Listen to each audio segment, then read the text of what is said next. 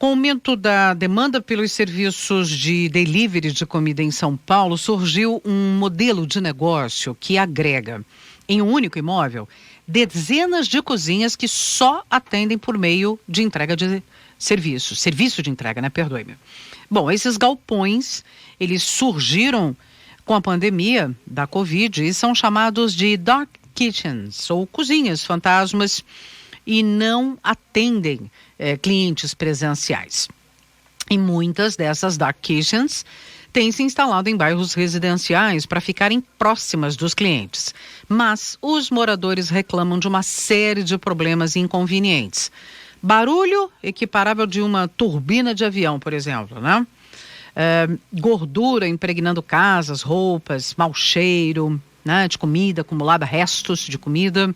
Trânsito também são alguns dos problemas relatados pelas pessoas que moram próximas a esses galpões. Então a gente vai fazer algumas reflexões sobre este assunto. Converso com o professor Pedro Luiz Cortes, professor da ECA e do IEE, que é o Instituto de Energia e Ambiente da USP. Ele tem inclusive um canal no YouTube, né? O Ambiente é o Nosso Meio. Tudo bem, professor? Bom dia, como vai? Bom dia, Roxane, bom dia, ouvintes. É um prazer falar com todos. Professor, não sei no seu bairro, mas aqui, lá onde moro, Pinheiros, né, colado ali com a Vila Madalena, tem mais de um desses galpões em que esses problemas que eu aqui resumi ocorrem. Então, virou problema, né? Solução de um lado, problema de outro, é isso? Sem dúvida, Roxane. O que aconteceu, lembra quando surgiram aqueles empreendimentos de coworking, né? Ou seja, as pessoas que começaram a trabalhar em casa, buscavam locais mais apropriados, onde você tinha uma boa conexão, né? Uma infraestrutura razoável ali de escritório. E isso está acontecendo agora com essas cozinhas, né? Com esses restaurantes que optaram por atuar exclusivamente no sistema de delivery como uma forma de redução de custos. Então, há empresas que montam essas estruturas e alugam esses espaços, né, essas pequenas cozinhas, por vezes ali com 10 metros quadrados, simplesmente para a preparação de alimentos para a entrega. Mas daí entra uma coisa bastante interessante, porque quando o empreendimento ele é licenciado, ele não é licenciado como uma cozinha industrial. Ele é licenciado, mais ou menos, né, resumidamente, como um espaço de coworking. E cada uma dessas cozinhas, né, por ser um empreendimento muito pequeno, recebe a licença de trabalho equivalente ao de uma pequena lanchonete. Só que no agregado, né, você tem ali dezenas de cozinhas trabalhando simultaneamente no mesmo espaço. Isso gera barulho, fumaça, gordura, mau cheiro, acúmulo de resíduos, trânsito, né? E mesmo as condições de trabalho para os motoboys, por vezes são condições muito ruins, né? Há relatos de dark kitchens que sequer tem banheiro para os motoboys, né? Há outras que têm.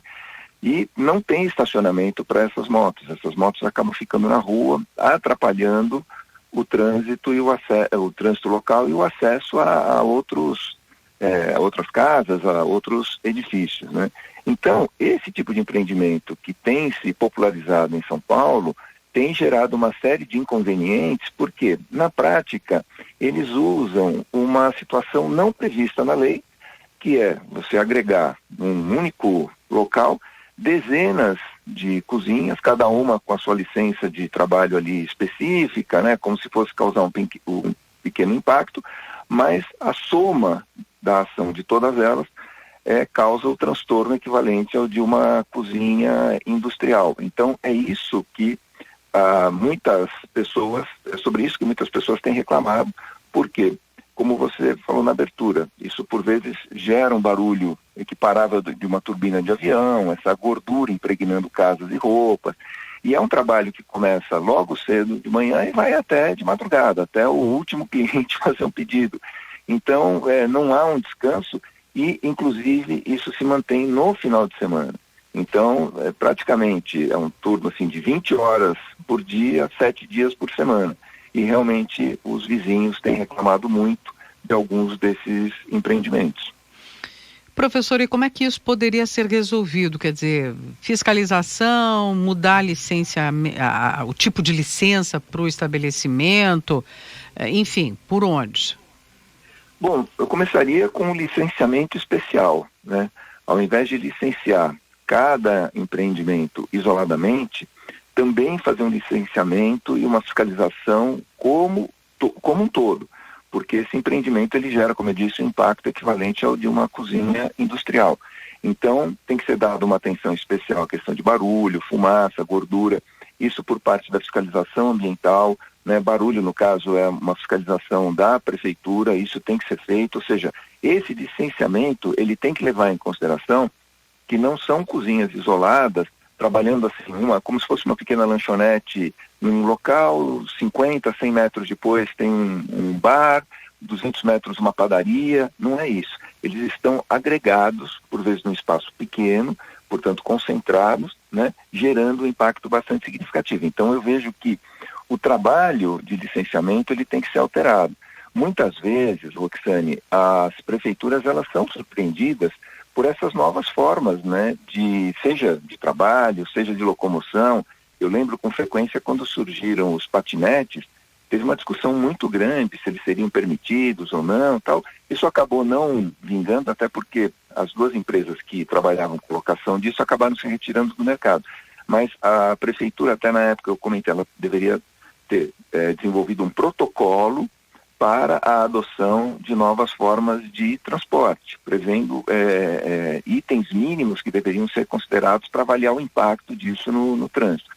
A mesma coisa em relação a sistemas de coworking, ou seja, a prefeitura precisaria desenvolver um protocolo, assim, antes de licenciar esse tipo de empreendimento, verificar detalhadamente quais são os impactos que esses empreendimentos eles podem gerar, porque outras formas de coworking podem acabar surgindo, por vezes a gente nem imagina, mas a criatividade é muito grande e surge uma solução tipo dark kitchen, né, ou cozinha fantasma.